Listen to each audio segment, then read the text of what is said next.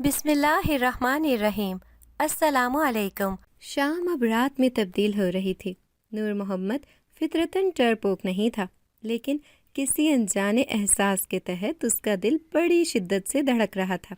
ابھی گھر کافی دور تھا جب اچانک آسمان پر سیاہ بادلوں کے دل دکھائی دینے لگے، اور اس کے ساتھ ہی بجلی کی گرج چمک بھی اس کو سماعت اور بصارت سے محروم کر رہی تھی۔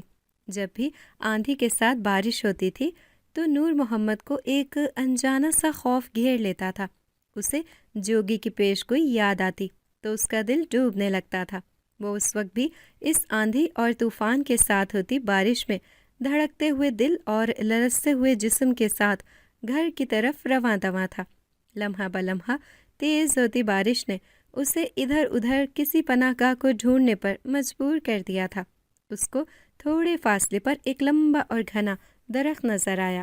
اس کے برابر میں کچرے کا ڈھیر تھا۔ اس کی متعفن اور گندی سڑان سے نور محمد کو ابکائی سی آنے لگی، لیکن مجبوراً وہ اس درخت کے نیچے ہی کھڑا رہا۔ اچانک اس کے کانوں سے ایک باریک سی آواز ٹکرائی۔ وہ گھبرا کر اچھل پڑا۔ یہ آواز کسی بچے کے رونے کی تھی جو برابر کے کھیت سے آ رہی تھی۔ نور محمد نے اپنے ہاتھ میں موجود ٹارچ چلا کر آواز کی سمت دیکھا، لیکن اسے کچھ نظر نہ آیا۔ اس نے اللہ کا نام لے کر کھیت میں قدم رکھ دیا۔ تھوڑی دور چلنے کے بعد یہ دیکھ کر اس کا دل اچھل کر حلق میں آ نچکا کہ ایک پودے کے برابر میں ایک خوبصورت سا بچہ پڑا ہوا تھا۔ وہ ایک سرخ رنگ کے کپڑے میں لپٹا ہوا تھا۔ بارش کی پانی کی پھوار اسے بھگو رہی تھی، جس سے بے چین ہو کر وہ زور زور سے رو رہا تھا اور ہاتھ پاؤں چلا رہا تھا۔ نور محمد بدک کر چند قدم پیچھے ہٹ گیا۔ چند لمحے ہچکچانے کے بعد اس نے آہستہ سے بچے کو چھوا تو اس نے رونا بند کر دیا اور اپنی بڑی بڑی معصوم نیلی کانچ سی آنکھوں سے اسے دیکھنے لگا۔ وہ بے ساختہ اس کی طرف بڑھا، لیکن اگلے ہی پل ایک خوفناک آواز نے اسے رکنے پر مجبور کر دیا۔ نام تو اس کا نور محمد تھا، لیکن سب اسے نورا نورا کہہ کر بلاتے تھے۔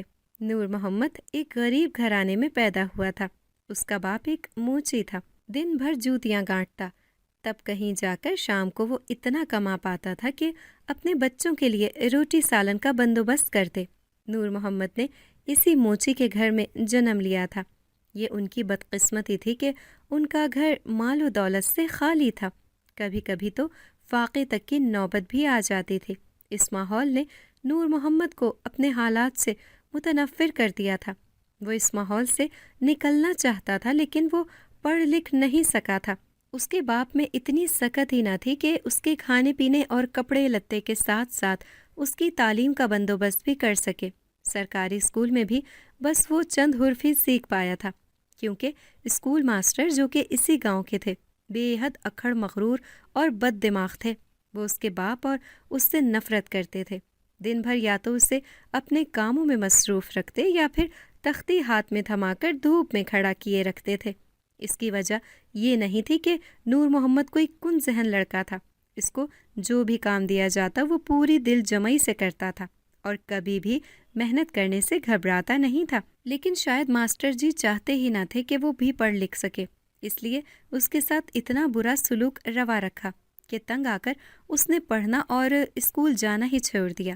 جس روز وہ ماسٹر جی کی مار پر آنسو بہاتا اور ہمیشہ کے لیے اسکول پر 2 حرف بھیج کر گھر آیا تھا، اس کو راستے میں ایک جوگی نما انسان ملا۔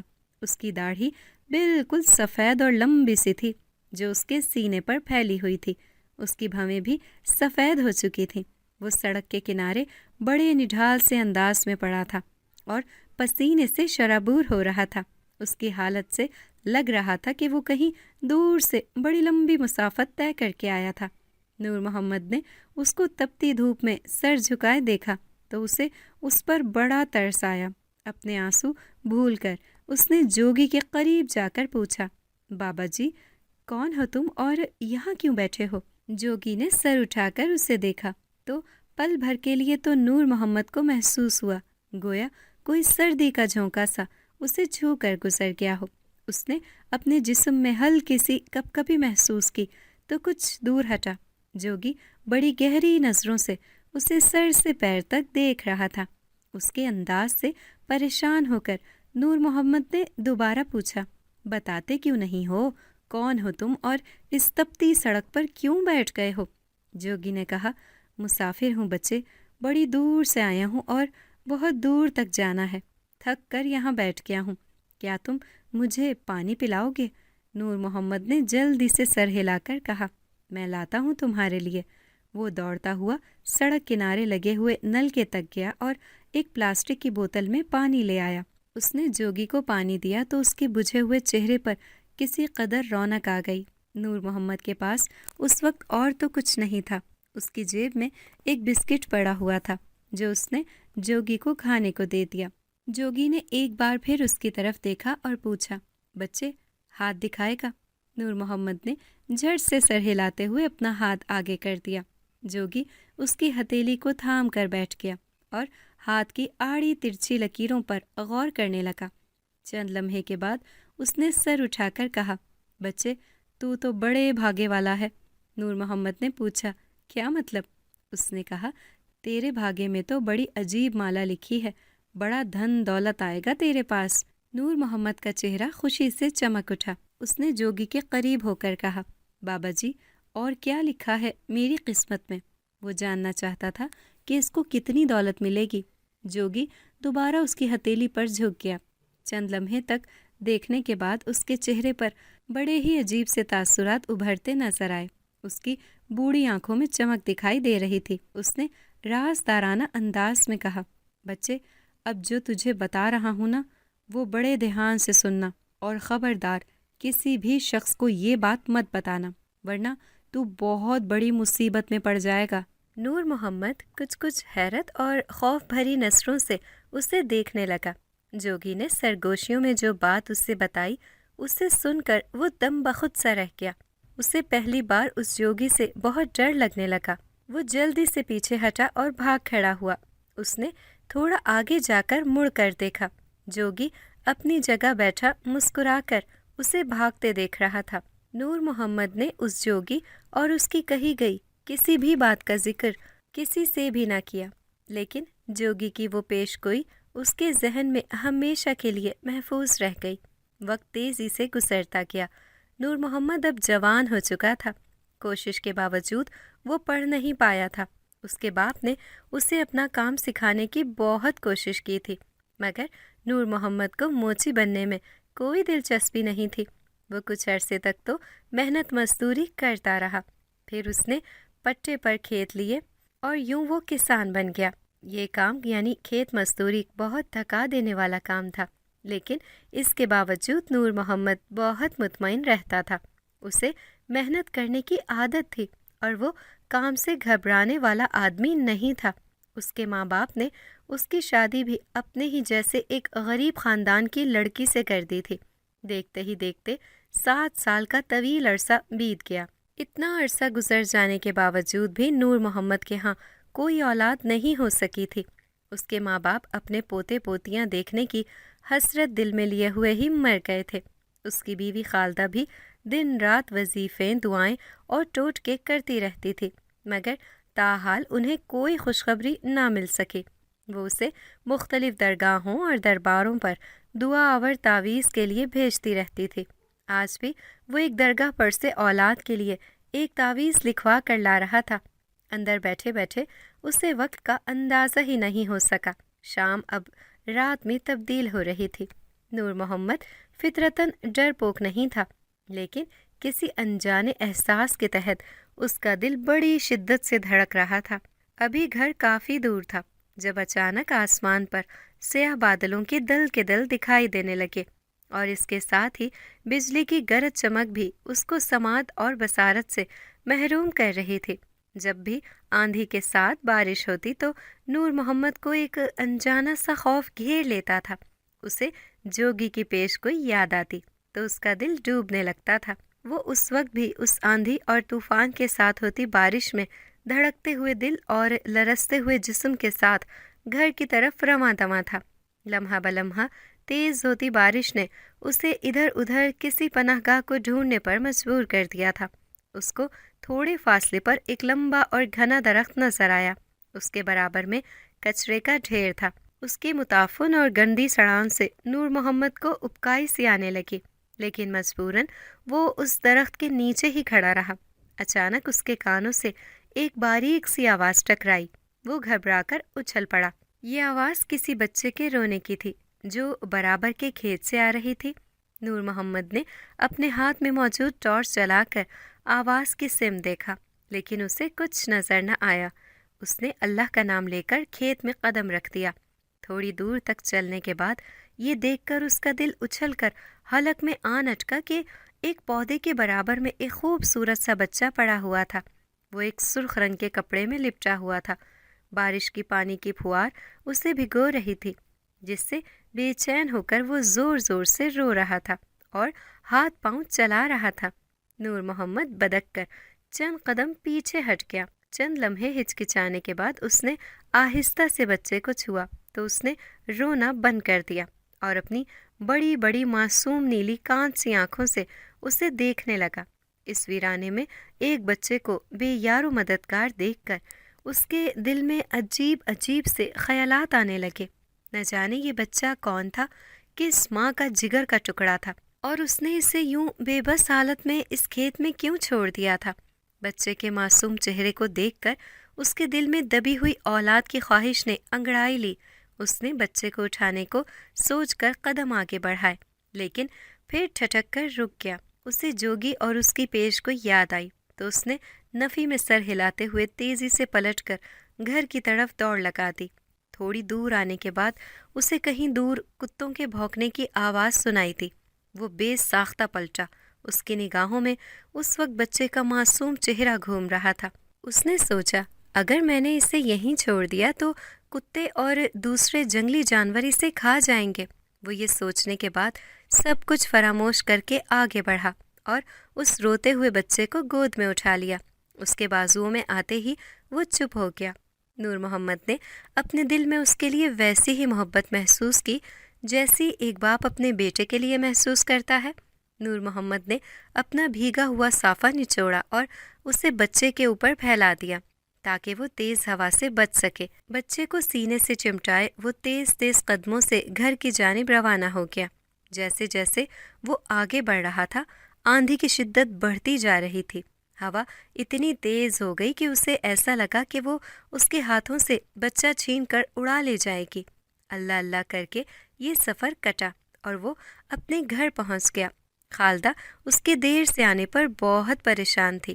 اندھیرے میں تو اسے کچھ پتہ نہ چل سکا، لیکن جب وہ اندر کمرے میں پہنچے تو وہ اس گل گتھنے سے بچے کو دیکھ کر حیران رہ گئی۔ اس نے حیرت سے پوچھا، نور محمد، یہ بچہ کون ہے؟ کس کا ہے؟ اور تم اسے کیوں اٹھا لائے ہو؟ خالدہ نے سوالوں کی بوچھاڑ کر دی۔ نور محمد نے اسے سب سے پہلے دودھ گرم کر کے لانے کا کہا۔ جب تک وہ دودھ لائی تب تک اس نے بچے کو گرم کپڑے میں لپیٹ کر چارپائی پر لٹا دیا تھا۔ اچانک ہی باہر اچھا خاصا دھماکہ سا سنائی دیا۔ وہ دونوں بری طرح بوکھلا گئے۔ نور محمد گھبرائے ہوئے انداز میں کمرے سے باہر نکل کر آس پاس دیکھنے لگا۔ اسے محسوس ہوا کہ باہر کے دروازے پر کوئی ہے۔ اس نے پوچھا، کون ہے باہر؟ جواب میں ایک عجیب سی غراتی ہوئی آواز سنائی دی، دروازہ کھول۔ اس غیر انسانی آواز کو سن کر نور محمد اور خالدہ کا دم خشک ہو گیا۔ وہ دونوں تیزی سے کمرے میں گھس گئے اور کنڈی چڑھا لی۔ اس نامعلوم وجود نے نہ جانے کتنی دیر تک یہ تماشا جاری رکھا۔ وہ جو کچھ بھی تھا باہر کھڑا دروازہ دھڑ دھڑاتا اور غراتا رہا، اور یہ دونوں ساری رات جاگتے اور خوف سے کانپتے رہے۔ جب فجر کی اذان ہوئی تب اچانک ہی گہری خاموشی چھا گئی۔ شاید وہ پراسرار وجود چلا گیا تھا۔ نور محمد گمسم سا بیٹھا تھا۔ اسے اب جوگی کی پیش کوئی سچ ہوتی دکھائی دے رہی تھی۔ وہ دن انہوں نے گھر میں ہی گزارا۔ اگلی شام ہوتے ہی وہ دونوں ڈرنے لگے۔ خالدہ تھوڑی بہت پڑھی لکھی تھی۔ اس نے آیت الکرسی پڑھ کر پہلے ہی سے حصار باندھ لیا۔ اسے یقین تھا کہ ان لوگوں کے پیچھے کوئی پراسرار طاقت لگ گئی ہے، کیونکہ صبح جب ان لوگوں نے باہر کے دروازے کے پاس کی زمین دیکھی تو وہاں پر کسی کے بھی پیروں کے نشانات نظر نہیں آئے۔ آج بھی دروازہ دھڑ دھڑایا گیا، مگر ایسا صرف ایک بار ہوا۔ اس کے بعد ایک خوفناک اور مکروہ سی چیخ ابھری اور اس کے بعد خاموشی چھا گئی۔ نور محمد نے خالدہ کو سب کچھ بتا دیا تھا۔ اس نے اب سب کچھ خدا پر چھوڑ کر اس بچے کو گود لینے کا فیصلہ کر لیا تھا۔ خالدہ تو پہلے ہی اولاد کے لیے ترس رہی تھی، اس لیے وہ بھی اس بچے کو اپنانے کے لیے تیار ہو گئی۔ انہوں نے بچے کا نام فراز رکھا تھا۔ فراز کا رویہ بڑا عجیب سا تھا۔ جب بھی خالدہ آیت الکرسی پڑھ کر اس پر پھونکتی تو وہ بے چین ہو کر رونے لگتا تھا، جیسے اسے تکلیف ہو رہی ہو، لیکن تھوڑی دیر کے بعد اسے آرام آ جاتا تھا۔ البتہ ایک بات یہ ہوئی تھی کہ فراز کے آنے کے بعد ان کے گھریلو جھمیلے ختم ہو چکے تھے اور معاشی حالات میں بھی بہت حد تک سدھار آ چکا تھا۔ یہی وجہ تھی کہ نور محمد اور خالدہ فراز کو اپنے لیے خوش قسمت بچہ تصور کرتے تھے۔ جب فراز چند ہفتے کا تھا تب ایک روز دوپہر کے وقت پھر دروازے پر دستک ہوئی۔ اس وقت نور محمد گھر پر نہیں تھا۔ خالدہ فراز کے لیے دودھ گرم کر رہی تھی۔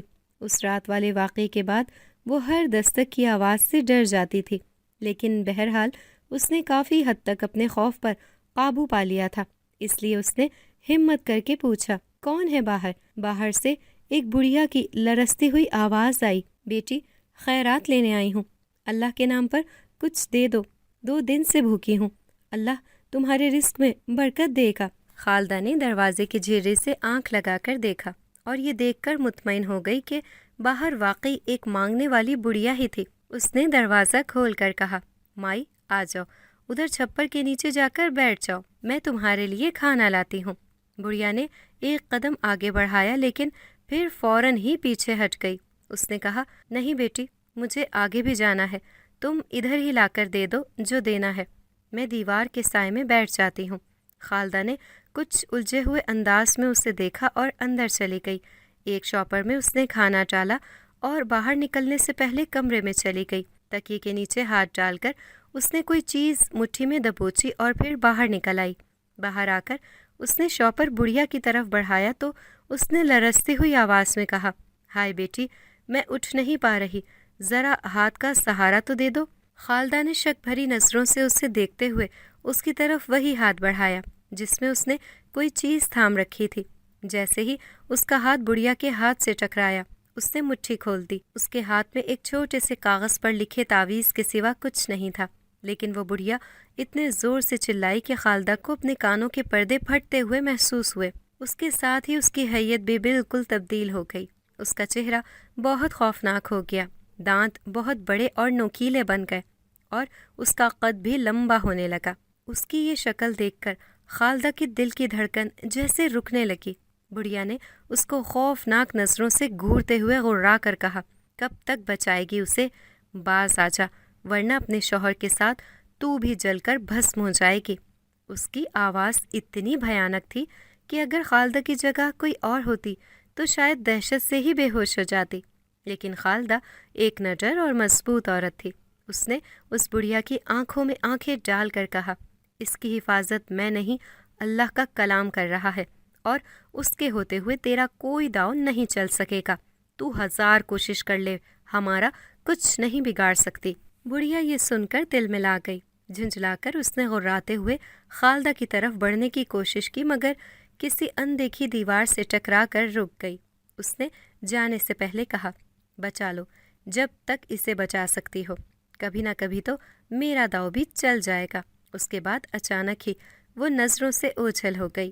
خالدہ نے ظاہر نہیں کیا تھا، لیکن یہ سچ تھا کہ وہ بھی آج یہ سب دیکھ کر اندر سے ہل کر رہ گئی تھی۔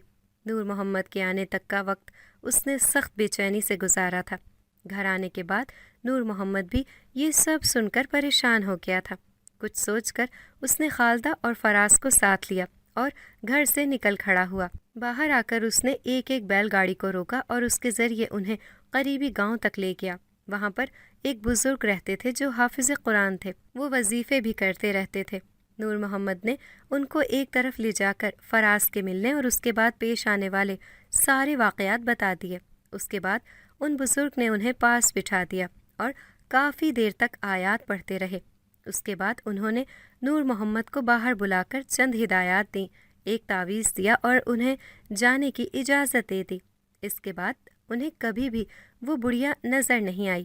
وقت پڑ لگا کر اڑتا گیا اور دیکھتے ہی دیکھتے 17 سال کا طویل عرصہ گزر گیا۔ فراز اب جوانی کی سیڑھی پر قدم رکھ چکا تھا۔ نور محمد اور خالدہ کے بالوں میں بھی اب سفیدی اترنے لگی تھی۔ فراز ایک بہت اچھا، نیک اور رحم دل لڑکا تھا۔ اپنی اچھی صحت کی وجہ سے وہ اپنی عمر سے بڑا دکھائی دیتا تھا۔ وہ ان دونوں کو اپنے سگے ماں باپ ہی سمجھتا تھا، لیکن کبھی کبھی کچھ باتیں اسے بہت الجھا دیتی تھیں۔ اس کے اندر کچھ بہت عجیب طاقتیں تھیں جن کے ہونے کی کوئی بھی وجہ اسے سمجھ نہیں آتی تھی۔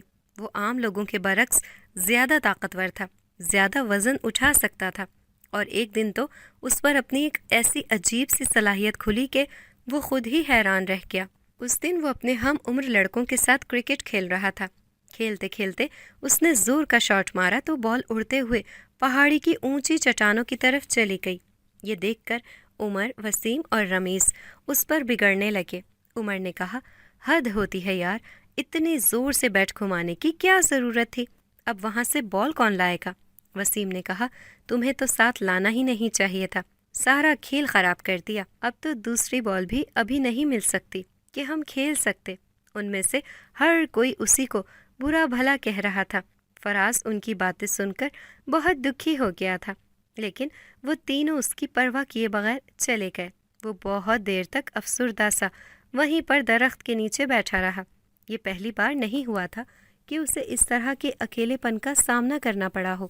اس سے پہلے بھی یہ بہت بار ہو چکا تھا، بس ہر بار وجہ مختلف ہوتی تھی۔ وہ خود بھی اپنے اندر چھپی ہوئی ان صلاحیتوں کی وجہ جاننا چاہتا تھا، لیکن ماں اور بابا کچھ بتانے کے لیے تیار نہیں تھے۔ اچانک ہی اس پر شدید جھنجھلاہٹ سوار ہو گئی اور وہ اپنی جگہ سے اٹھ کر تیز تیز قدم اٹھاتا ہوا پہاڑی کی طرف بڑھ گیا۔ یہ شام کا وقت تھا، ہوا کچھ تیز ہو گئی تھی۔ فراز اس وقت کافی غصے میں تھا اور بنا سوچے سمجھے پہاڑی کی طرف چلا جا رہا تھا۔ اس پر بس ایک ہی دھن سوار تھی کہ کسی بھی طرح وہ بال کو واپس لے آئے گا۔ وہ پہاڑی کے قریب پہنچا تو اچانک ہی قریب کے درختوں میں سے غراہٹ کی آواز ابھری۔ وہ گھبرا کے پلٹا۔ درختوں کے قریب کچھ جنگلی کتے کھڑے تھے۔ ان کے جبڑوں سے ان کے خوفناک دانت جھلک رہے تھے اور منہ سے رال ٹپک رہی تھی۔ فراز کا خون خشک ہو گیا۔ ان جنگلی کتوں کے بارے میں وہ اچھی طرح جانتا تھا۔ ان کے ریوڑ کے سامنے جو بھی آتا تھا یہ اس کی تکہ بوٹی کر دیتے تھے۔ اس وقت بھی اس کے سامنے ان کا پورا ریوڑ موجود تھا۔ وہ آہستہ آہستہ پیچھے ہٹا۔ کتوں نے اس کا ارادہ بھانپ لیا تھا۔ وہ غرا کر اس کی طرف لپکے۔ فراز کو یقین تھا کہ یہ آدم خور کتے آج اس کو نوچ ڈالیں گے، کیونکہ اس کے پیچھے وہ پہاڑی تھی اور سامنے کتے۔ دائیں بائیں چٹانوں کی وجہ سے راستہ بند تھا۔ اس نے ڈر کر آنکھیں بند کر لیں۔ کتے اس پر حملہ آور ہوئے، لیکن جب کچھ دیر گزرنے کے بعد بھی جب اسے کوئی خراش نہ آئی، اس نے ڈرتے ڈرتے آنکھیں کھول کر دیکھا۔ کتے خوف زدہ نظروں سے اس کی طرف دیکھ رہے تھے۔ وہ سمجھ نہیں پایا کہ آخر اس سب کی وجہ کیا ہے۔ اس نے ایک قدم بڑھایا تو کتے بھونکتے ہوئے پیچھے بھاگے۔ تھوڑی دیر بعد وہاں سے وہ سب بھاگ گئے تھے اور فراز حیران و پریشان سا کھڑا رہ گیا۔ اچانک ہی اسے ایک آواز سنائی دی۔ حیران ہو لڑکے، اس نے آواز کی سمت دیکھا۔ درختوں کے جھنڈ میں ایک آدمی کھڑا تھا، جوگی نما۔ اس شخص کی عمر 70-75 کے قریب ہوگی۔ اس نے ایک گٹھری سی باندھ کر پشت پر لٹکائی ہوئی تھی۔ فراز نے اس سے پوچھا، تم کون ہو؟ جوگی نے کہا، یہ بات اہم نہیں ہے، ابھی تو تمہارے لیے یہ جاننا اہم ہے کہ اصل میں تم کون ہو۔ فراز نے ناسمجھی سے اسے دیکھتے ہوئے کہا، کیا مطلب؟ تم کیا کہنا چاہتے ہو؟ جوگی نے کہا، کیا تم جاننا چاہتے ہو کہ تم دوسرے لوگوں سے مختلف کیوں ہو؟ تمہارے ساتھ بڑے عجیب واقعات پیش آتے رہتے ہیں۔ ابھی ان کتوں کو ہی دیکھ لو۔ اگر تمہاری جگہ کوئی انسان ہوتا تو یہ اس کے گوشت کی دعوت اڑا رہے ہوتے، لیکن تم سے یہ بھی ڈر کر بھاگ گئے۔ کیا تم جاننا نہیں چاہتے کہ ایسا کیوں ہے؟ فراز نے بے اختیار ہو کر پوچھا۔ ہاں، میں جاننا چاہتا ہوں، لیکن تم یہ سب کیسے جانتے ہو؟ جوگی نے پر اسرار مسکراہٹ کے ساتھ کہا، ہم تو جوگی ہیں بچے، ملک ملک گھومتے رہتے ہیں، ہماری نظروں سے بھلا کیا چھپ سکتا ہے؟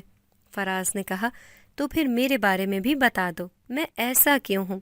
میرے دوست مجھ سے دور بھاگتے ہیں، میں ایسی چیزیں کر سکتا ہوں جو دوسرے نہیں کر سکتے۔ اچانک ہی اس جوگی کی چند لمحے پہلے کہی گئی بات یاد آئی۔ اس نے پوچھا، تم نے کچھ دیر پہلے کہا تھا کہ اگر یہاں میری بجائے کوئی انسان ہوتا تو یہ کتے اسے چیر پھاڑ دیتے، لیکن کیا تم بتاؤ گے کہ تم نے ایسا کیوں کہا تھا؟ کیا میں تمہیں انسان نظر نہیں آتا؟ جوگی معنی خیز انداز میں بولا۔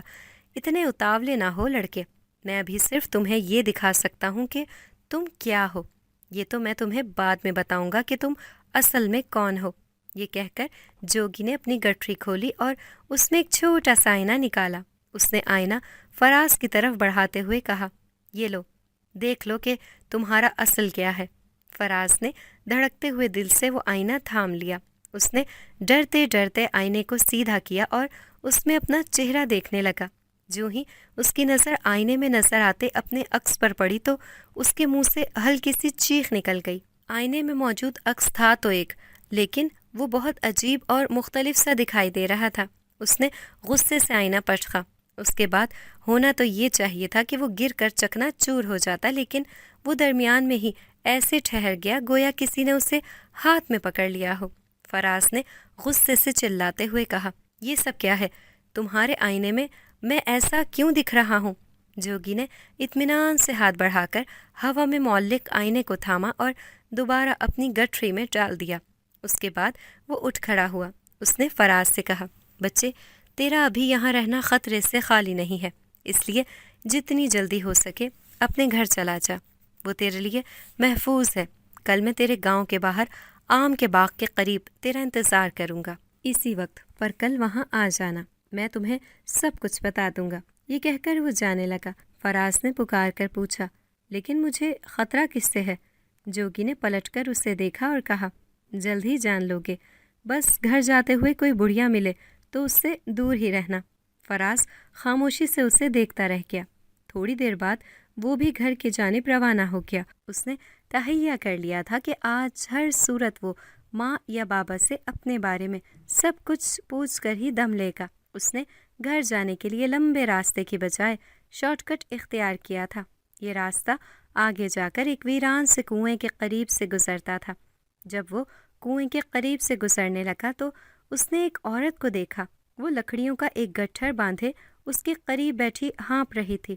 فراز کو دیکھ کر اس نے کہا، بیٹا، میں بہت تھک گئی ہوں، مجھ سے یہ گٹھری اٹھائی نہیں جا رہی، میری تھوڑی سی مدد کر دو، یہ گٹھری میرے سر پر رکھوا دو۔ فراز ہمیشہ کی طرح ایک ضعیف عورت کی مدد کے لیے تیار ہو گیا، لیکن آگے بڑھتے ہوئے اسے جوگی کی بات یاد آئی، گھر جاتے ہوئے کوئی بڑھیا ملے تو اس سے دور رہنا۔ وہ ٹھٹک کر رک گیا۔ بوڑھی عورت نے اسے دوبارہ بلایا۔ اس نے غور سے اسے دیکھا۔ اسے اس عورت کی آنکھوں میں آگ سی جلتی ہوئی محسوس ہوئی۔ اس کی آنکھوں میں نفرت تھی۔ وہ تیزی سے پیچھے ہٹا اور اپنے راستے پر جانے لگا۔ اسے پیچھے سے اس عورت کی آواز سنائی دی، ٹھہرو، ٹھہرو، میری مدد کرتے جاؤ۔ لیکن وہ سنی انسنی کر گیا۔ اس کو اپنے پیچھے ایک آہٹ سنائی دی تو اس نے پلٹ کر دیکھا۔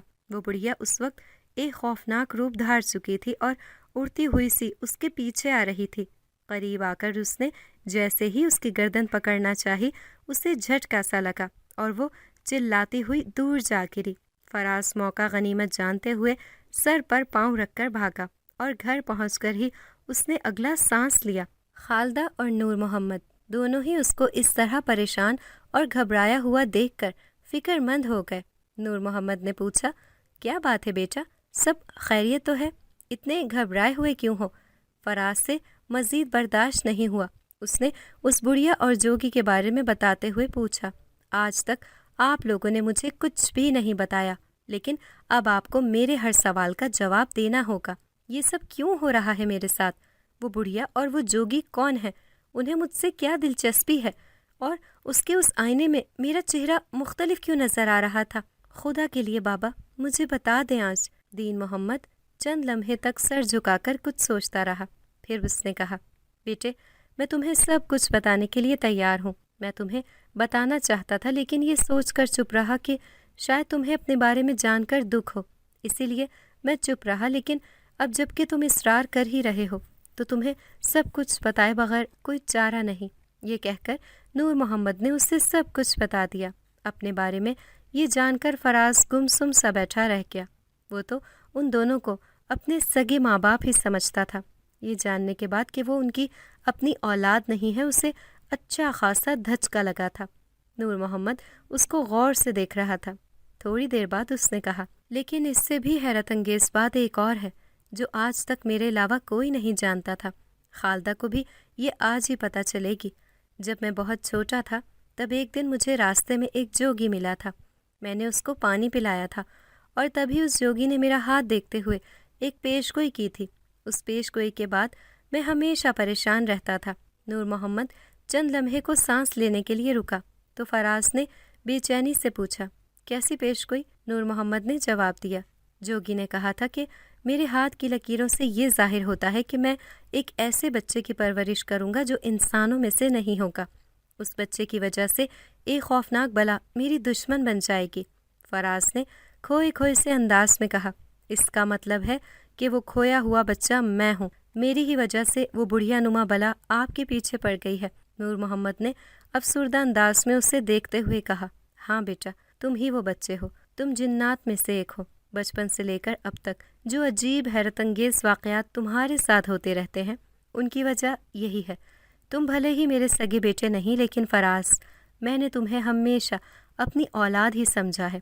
اب سب کچھ تمہارے سامنے ہے، میں تو یہی چاہوں گا کہ تم ہمارے ساتھ رہو، آگے جو تمہاری مرضی۔ فراز نے تڑپ کر اس کے ہاتھ تھام کر کہا، بابا، میں نے بھی آپ کو اور اماں کو ہمیشہ اپنے والدین کے طور پر دیکھا ہے، اور آج بھی میرے دل میں آپ کی جو جگہ ہے وہ کوئی اور نہیں لے سکتا۔ پھر آپ ایسا کیوں سمجھتے ہیں کہ میں آپ کو چھوڑ کر کہیں چلا جاؤں گا؟ آپ دونوں کے سوا میرا بھی تو اس دنیا میں کوئی نہیں ہے۔ یہ کہتے ہوئے فراز کی آواز بھرا گئی تو خالدہ اور نور محمد کی آنکھوں سے بھی آنسوؤں کی کڑیاں بہنے لگیں۔ کچھ دیر کے بعد جب ان کے دل کا بوجھ ہلکا ہو گیا تو فراز نے سوال کیا، بابا، باقی تو سب کچھ میری سمجھ میں آ گیا ہے، لیکن ایک بات سمجھ نہیں آئی، وہ بڑھیا آخر مجھ سے کیا چاہتی ہے؟ کیوں میرے پیچھے لگی ہوئی ہے؟ نور محمد نے کہا، اس بارے میں تو مجھے کچھ نہیں معلوم۔ تم نے جوگی کا جو حلیہ بتایا ہے اس سے تو یہی معلوم ہوتا ہے کہ یہ وہی جوگی ہے جس نے پیش گوئی کی تھی۔ خیر، پتہ چل جائے گا کل سب کچھ۔ کچھ دیر بیٹھنے کے بعد خالدہ اور نور محمد سونے کے لیے چلے گئے۔ فراز کل کے بارے میں سوچنے لگا۔ یہ جاننے کے بعد کہ اس کا تعلق جنات سے تھا، اس کی سوچوں کا رخ بدل گیا۔ اس نے آنکھیں بند کر دیں اور بڑھیا کے بارے میں سوچنے لگا۔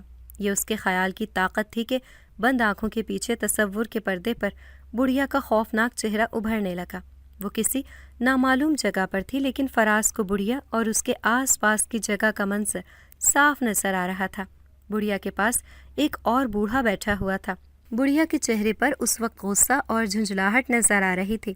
اس نے غرائی ہوئی آواز میں کہا، وہ سب کچھ جان گیا ہے، اسے پتہ چل چکا ہے کہ وہ کون ہے۔ اب وہ اپنی خاص صلاحیتوں کو استعمال کر سکتا ہے۔ اس کو گھیرنا اب پہلے سے زیادہ مشکل ہو گیا ہے۔ بوڑھے نے کہا، مجھے معلوم تھا کہ جس دن اسے اپنی اصلیت پتہ چلی اس دن وہ ناقابل تسخیر ہو جائے گا۔ اسی لیے تو میں کہہ رہا تھا کہ اسے موقع مت دو۔ سر اٹھانے سے پہلے ہی اس سپولے کا سر کچل دینا چاہیے تھا، تو وہ اپنے باپ کی طرح ہمارے خلاف مقابلے پر نہ اتر آتا۔ بڑھیا نے کہا، اس کے باپ کو تو ہم برسوں پہلے ہی قید کر چکے ہیں، وہ تو اس کی مدد کو نہیں آ سکتا۔ اب اس کے بیٹے کی باری ہے، وہ کل کا بچہ اکیلا ہے، میرے مقابلے میں زیادہ دن نہیں ٹھہر سکے گا۔ بڑھیا کی آواز میں نخوت، تکبر اور رعونت تھی۔ فراز نے مزید کچھ سننے کی کوشش کی مگر نہیں سن پایا۔ رات پہلو بدلتے ہوئے گزر گئی۔ صبح ہوئی تو وہ بےتابی سے وقت گزرنے کا انتظار کرنے لگا۔ اللہ اللہ کر کے دوپہر ہوئی تو وہ جوگی سے ملنے کے لیے مقررہ جگہ پر چلا گیا۔ جوگی پہلے سے وہاں پر موجود تھا، اس لیے اسے انتظار نہیں کرنا پڑا۔ فراز نے اسے کل کا واقعہ بتایا تو جوگی کے چہرے پر فکر مندی کے آثار ظاہر ہو گئے۔ اس نے کہا، اس کی یہ ناکامی اسے اور تیش دلا دے گی، وہ اب تم پر مزید شدت سے حملہ آور ہوگی۔ فراز نے کہا، تم نے کہا تھا کہ مجھے سب کچھ بتا دو گے، یہ تو میں جان ہی چکا ہوں کہ میں کون ہوں، لیکن یہ نہیں جان پایا کہ یہ بڑھیا کون ہے اور مجھ سے کیا چاہتی ہے، اور تم میری مدد کیوں کرنا چاہتے ہو؟ جوگی نے کہا، میں جانتا ہوں کہ تمہارے ذہن میں بہت سے سوالات گونج رہے ہوں گے۔ میں چاہتا تو آج سے کئی سال پہلے تمہیں سب کچھ بتا سکتا تھا، لیکن اس کا کوئی فائدہ نہیں ہوتا، کیونکہ تم اس وقت جتنے محفوظ اس گھر میں تھے اتنے کہیں بھی نہیں تھے۔ نور محمد کو میں نے بچپن میں دیکھا تھا اور اس کو وہ پیش گوئی بتا دی تھی جو بعد میں سچ ثابت ہوئی۔ تمہارا باپ ایک جن زادہ تھا اور ماں انسان تھی۔ تمہارے باپ نے تمہاری ماں سے شادی تو کر لی تھی، لیکن جب تم پیدا ہونے والے تھے تب تمہارے باپ کی ایک جنزادی اور اس کے شوہر سے لڑائی ہو گئی تھی۔ اس لڑائی میں اس جنزادی کا باپ تمہارے باپ کے ہاتھوں مارا گیا تھا۔ اس دن سے وہ جنزادی تمہارے باپ کی دشمن ہو گئی تھی۔ اس نے ایک بار پھر تمہارے باپ پر وار کیا تھا، لیکن ناکامی کے بعد اس نے عیاری سے کام لیا اور اسے دھوکے سے اپنی پرانی حویلی کے کھنڈروں میں قید کر لیا۔ اس کے بعد وہ تمہاری اور تمہاری ماں کی طرف متوجہ ہوئی۔ اس نے تمہاری ماں کو تو مار دیا، لیکن اوپر والے نے تمہیں بچا دیا۔ تمہاری ماں نے مرنے سے پہلے آیت الکرسی والا دھاگا تمہاری کلائی میں باندھ دیا تھا، اس لیے وہ تمہیں کوئی نقصان نہیں پہنچا پائی اور اس کھیت میں تمہیں چھوڑ کر بھاگ گئی۔ اس کے بعد بھی وہ بار بار کوششیں کرتی رہی تمہیں ختم کرنے کی، لیکن تمہارے گلے میں پڑا یہ تعویذ تمہاری جان بچاتا رہا۔ فراز حیرت زدہ سا ہو کر یہ ساری داستان سن رہا تھا۔ اپنی ماں کے قتل کا سن کر اس کے اندر غم و غصے کی آگ بھڑک اٹھی۔ جوگی چپ ہوا تو اس نے پوچھا، کیا تم مجھے بتا سکتے ہو وہ بڑھیا مجھے اس وقت کہاں پر ملے گی؟ میں اس سے اپنی ماں کی موت اور باپ کی تکلیفوں کا حساب لینا چاہتا ہوں۔ جوگی نے مسکرا کر کہا، شانت ہو جاؤ لڑکے، اس سے ٹکرانے کے لیے صرف تم اکیلے کی طاقت کافی نہیں ہے۔ تم بھلے جن زادے سہی لیکن آدھے انسان بھی ہو، اس لیے اس کی طاقت تمہارے مقابلے میں کئی گنا زیادہ ہے۔ پہلے ہمیں تمہارے باپ کو اس کی قید سے آزاد کرانا ہوگا، اس کے بعد ہی ہم مضبوط ہو کر اس سے مقابلہ کر سکتے ہیں۔ فراز نے مشکوک نظروں سے جوگی کو دیکھتے ہوئے پوچھا، لیکن تم میری مدد کیوں کر رہے ہو؟ کیا تمہاری بھی کوئی غرض شامل ہے اس کے پیچھے؟ جوگی نے کہا، پہلی بات تو یہ ہے کہ میں تمہارے باپ کا دوست رہا ہوں، اور دوسری بات یہ کہ وہ جن زادی میری بھی دشمن ہے، اور اس سے نمٹنے کے لیے مجھے تمہارے باپ کی مدد کی ضرورت ہے۔ اسے قید سے رہائی دلانے کے لیے میں آج تک کئی کوششیں کرتا رہا، لیکن ہر بار ناکام ہی ہوا۔ لیکن اب مجھے یقین ہے کہ ہم ضرور کامیاب ہوں گے۔ کیا تم میرے ساتھ چلنے کے لیے تیار ہو؟ فراز نے فوراً ہی اس بات میں سر ہلاتے ہوئے کہا، ہاں چلو۔ جوگی نے اپنی گٹھری کھولی اور اس میں سے ایک چھوٹی سی ڈبیا نکالی۔ ڈبیا میں ایک جگمگاتے ہوئے سفید رنگ کی انگوٹھی تھی۔ اس نے وہ انگوٹھی فراز کی طرف بڑھاتے ہوئے کہا، اسے پہن لو، یہ انگوٹھی تمہارے باپ کی ہے جو اس نے امانت کے طور پر مجھے رکھنے کے لیے دی تھی۔ اس انگوٹھی کو پہننے سے تمہاری ساری صلاحیتیں ایک دم سے مکمل طور پر بیدار ہو جائیں گی۔ فراز نے انگوٹھی لیتے ہوئے کہا، لیکن اگر یہ ایسی ہی طلسماتی طاقتوں والی انگوٹھی ہے تو تم نے کیوں نہیں پہنی؟ جوگی نے کہا، اسے صرف جنات ہی استعمال کر سکتے ہیں، وہ بھی وہی جن کی وراثت میں یہ آتی ہو۔ اگر کوئی انسان پہنے گا تو جل کر راکھ ہو جائے گا۔ فراز نے انگوٹھی اپنے دائیں ہاتھ میں پہن لی۔ تھوڑی دیر بعد اسے ایسا محسوس ہوا جیسے اس کے اندر کوئی چیز کروٹیں لے رہی ہو۔ اسے اپنا جسم ہوا سے بھی زیادہ ہلکا محسوس ہو رہا تھا۔ جوگی نے اس سے پوچھا، اب تم آنکھیں بند کر کے اس حویلی کا تصور کرو، کیا وہ تمہیں نظر آ رہی ہے؟ فراز نے اپنی آنکھیں بند کر کے تصور کیا تو اسے آسمان اور زمین سمٹتے ہوئے محسوس ہوئے۔ ایک لمحے کے بعد وہ حویلی اس کی نظروں کا مرکز بن گئی۔ اس نے حویلی پر نظر دوڑائی تو اس کی نگاہ ایک درخت پر ٹھہر گئی۔ اس میں ایک سلیب گڑی ہوئی تھی۔ اس کا باپ اسی درخت میں قید کیا گیا تھا۔ اس نے آنکھیں کھول کر جوگی کو سب کچھ بتایا تو وہ خوش ہو کر بولا، انگوٹھی نے کام کر دکھایا، اب ہمیں فوراً ہی چلنا چاہیے۔ فراز نے ہاں میں سر ہلاتے ہوئے جوگی کا ہاتھ تھام لیا اور لمحوں میں وہ اس حویلی کے باہر جا موجود ہوئے۔ جوگی رک گیا۔ اس نے کہا، اس چوکھٹ کو صرف جنات ہی پار کر سکتے ہیں، میں باہر کا خیال رکھتا ہوں، تم اندر جا کر اپنے باپ کو آزاد کراؤ۔ فراز نے جوں ہی اندر قدم رکھا، اسے ایسا محسوس ہوا جیسے وہ بھڑکتے شعلوں میں گھس گیا ہو۔ اس جنزادی نے حویلی کے گرد ایک جادوئی حصار قائم کیا ہوا تھا۔ فراز نے انگوٹھی پر ہاتھ پھیرا تو تپش ختم ہو گئی۔ وہ اندر گھس گیا اور سیدھا درخت کے قریب جا کر رک گیا۔ اس نے درخت میں گڑی ہوئی لوہے کی سلیب کو نکالنے کی کوشش کی، مگر وہ اپنی تمام تر طاقت کے باوجود اسے ہلا بھی نہ سکا۔ کچھ سوچ کر اس نے بازو سے بندھا تعویذ کھولا اور سلیب سے رگڑا۔ اس کے بعد اس نے اسے کھینچا تو وہ مکھن سے بال کی طرح نکل آئی۔ اس کے ساتھ ہی ایک شدید شور سنائی دیا۔ ایسا لگ رہا تھا جیسے لاکھوں بدروہیں بین کر رہی ہوں۔ سلیب کے نکلتے ہی اس جن زادی کا جادو الٹا پڑ گیا تھا اور اس کی ساری طاقت ناکارہ ہو گئی۔ وہ جیسے ہی یہاں پہنچی، جوگی نے اسے قید کر لیا۔ ادھر فراز کا باپ بھی قید سے رہا ہو گیا۔ اس نے فراز کو پہچان لیا تھا۔ وہ اس سے مل کر بے حد خوش ہوا اور جوگی کا شکر گزار بھی۔ جس نے اپنی دوستی نبھا دی تھی۔ فراز اسے لے کر اپنے پالنے والے ماں باپ کے پاس پہنچا۔ اس جن زادے نے ان کا شکریہ بھی ادا کیا اور پھر ان کی اجازت سے فراز کو مزید تربیت کے لیے اپنے علاقے کی طرف لے گیا، جہاں سے فراز اکثر خالدہ اور نور محمد اور ان کے چھوٹے سے بیٹے یوسف سے ملنے آیا کرتا تھا، جو اس کے جانے کے بعد پیدا ہوا تھا۔ اگر آپ کو ہماری آج کی کہانی پسند آئی ہے تو اسے لائک کریں، شیئر کریں اور چینل کو سبسکرائب کرنا مت بھولیے گا، تاکہ آپ کو ہر نئی آنے والی ویڈیو کا نوٹیفیکیشن بر وقت ملتا رہے۔